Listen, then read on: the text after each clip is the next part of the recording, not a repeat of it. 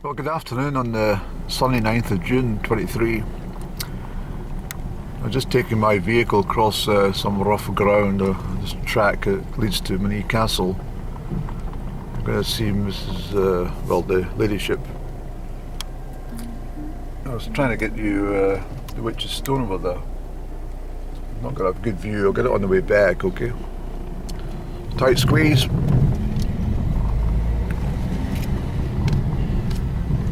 Slow down, please.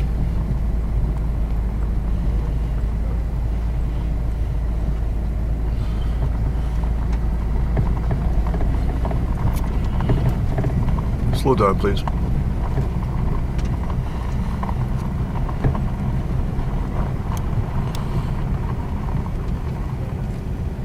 This is the depth of the meadows. That's the Witch's Stone over here. Can you see? Sorry about the fence wire. It's just behind the left hand side of the fence post. The Witch's Stone, because Cape Macniven the Witch in 1715 was rolled down that hill. It's called Cape Macniven's Crag. It's the most northeasterly shoulder of the Knock, the Upper Knock. And she lived along there. She lived on the banks of the Shaggy Burn. It was a shame for the woman because, there's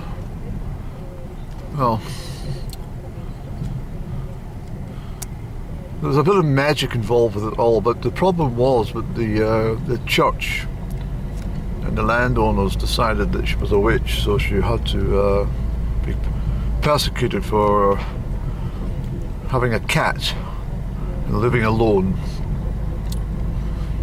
There's a longer story to it, but it's too big for this vlog. Might return to it one day. 1715 it was, and which of course was the same year as the first Jacobite rising with the Old Pretender and Bonnie Prince Charlie's father, of course. Oh, there's a car coming my way. What the heck? Well, they're going to have to pull in because I'm not reversing. Bugger that. I brought a photograph to show that Her Ladyship, something I was talking about a couple of days, which I've not loaded on YouTube yet. But it's about the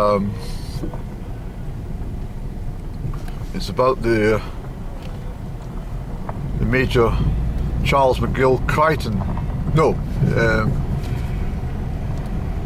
Major Charles Maitland McGill Crichton, who died in 1968, and I'm quite sure I witnessed the cars coming, because they're old-fashioned Mercedes and black Mercedes and other cars. I'm going to ask her today if she can recall which month it was, and she's bound to know.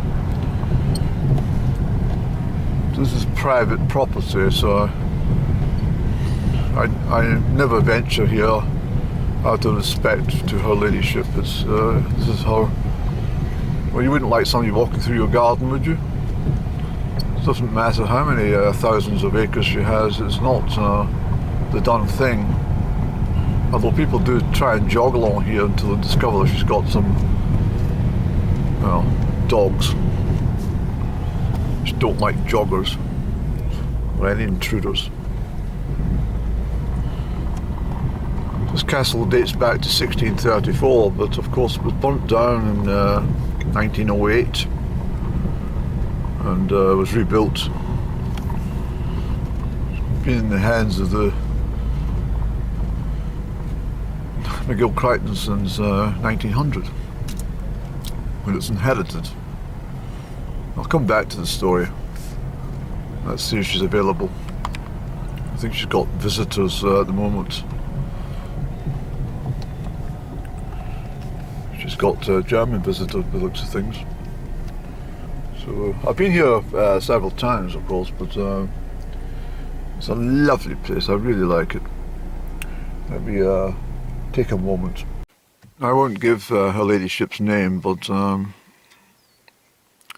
she is off the whiskey people, and the estate itself is mostly agricultural, with livestock, of course. Some pretty good beef cattle in the estate, and of course plenty of sheep. And they also have a joinery business not so far over towards the village, and then most of the staff accommodation that used to be habited in my living years, which then went over to private rental properties, are now holiday lets. So most of the properties are now empty, apart from the holiday makers who are prepared to pay large sums of money to visit this wonderful part of Perthshire and Strathearn. There's a fabulous copper beach. You can see that one is absolutely amazing. We have some people from Deutschland there. Guten Tag, Heinz.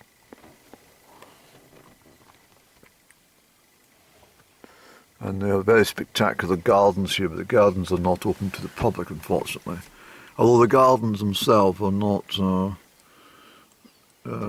producing the vast range of vegetables and soft fruits that they would have at some points in the history of this building. There was a very Pacific gardener's cottage. I might tell you a story about the gardener's cottage sometime. And there's a lot of stories I want to tell you. But I don't think she's going to allow me to film inside. I think she'll draw the line as I've got my camera. But she said, no, Andy, please. Please, no. I don't want you filming. What I can tell you is, in regards to the Witch of Monzie, Cape McNiven, she lived up that way. There's no record of her house except to say that she lived on the banks of the Shaggy, just down from the manse. So that is over that way. And the story is she was at the house of Inchbreaky, which is no longer standing. It is on the border of the Dollery estate and Abercairny. It's right on the border. And the house of Inchbreaky, we're looking for a servant. And she turned up, and she was working, and she was a good worker apparently, and the story goes roughly that she was serving dinner, and there was forks and knives, fork and knife in each placement. And she left the room and the bumblebee came in, and the bumblebee then left the room, and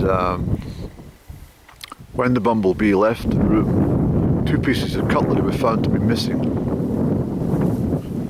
When you go back to the early 18th century, cutlery was well, it was quite a rarity, wasn't it? And therefore a search party was sent to her property that evening, the next day, and they discovered that the fork and knife were there. She wasn't a thief, so they branded her a witch. She had flown into the room disguised as a bumblebee and stole the cutlery, taken the cutlery. That's kind of the rough story to it. She was certainly, well, there's 2 stories. She was burned at the stake. The other story is she was actually put in a barrel coated in tar material and set alight and rolled down the hill, and where it landed is where they erected the witch's stone, which I showed you earlier. The last time I was here, the grass was cut, but they cut it and they lifted the grass cuttings. I think it's poor workmanship not to lift grass cuttings. It's very untidy. Don't you agree? I mean, find that the grass in some section will grow quicker than the grass which is smothered, and then you get these yellow patches and all sorts. I've run at many Highland games with this kind of material underfoot. They cut the grass the day before or something, and of course, you like my yellow running spikes, Asics, those spiked running shoes that you use for running on the track. And I've seen a few people with very nasty injuries with spikes when you're caught up in the bustle of a half-mile race or something. I've been scratched a couple of times as well, and it's a very physical race sometimes, the 800 metres. Not so bad in the mile. Kind of time to pace things and move around. It's a very beautiful place, isn't it? There's the Knock, Kate McNiven's Crag. So you can just imagine the barrel zipping over the top and tumbling down the hillside and resting down in that field where the stone was erected.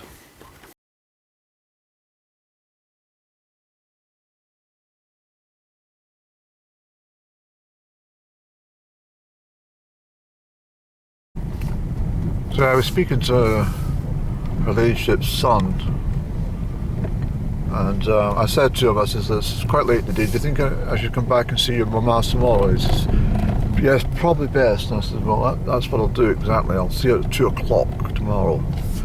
So that was fine, and I think it was the right thing to do, because obviously she's got a tour. Tomorrow's the last day for this year, and quite nice to be in the final knob. Hopefully get an opportunity to ask her a few questions I got up my sleeve for her. But anyway, this is the drive east. But I thought that the last tour, and yeah, I'm quite happy with that actually. It saves her rushing me around and ushering me out into the motor car before I've got her to ask all the questions. Answer all the questions I had in mind. Which might not give up the information. That's true. So, there we go. This is the East Lodge ahead of us here, and it's one of the holiday homes now. It was occupied, and just over to the left-hand side, well, you can't see it in all that foliage at the moment. The stone circle. Yes, it's all covered with grass. Best time to see these stone circles in the autumn. I have filmed it all in the past, but I've tucked away a lot of the footage, my old, all of my old hard drives and stuff, and it takes too much effort to try and locate it all. It's too much work. Slow down, please, Andy. You're across this cattle grid, eh?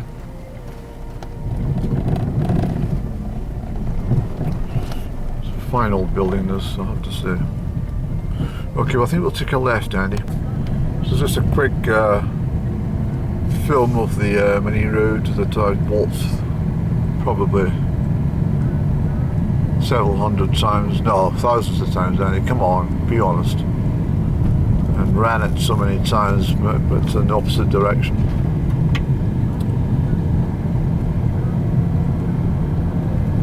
Okay, Andy, I think we should put the camera away just in case the coppers come around the corner and wonder what the hell you're doing.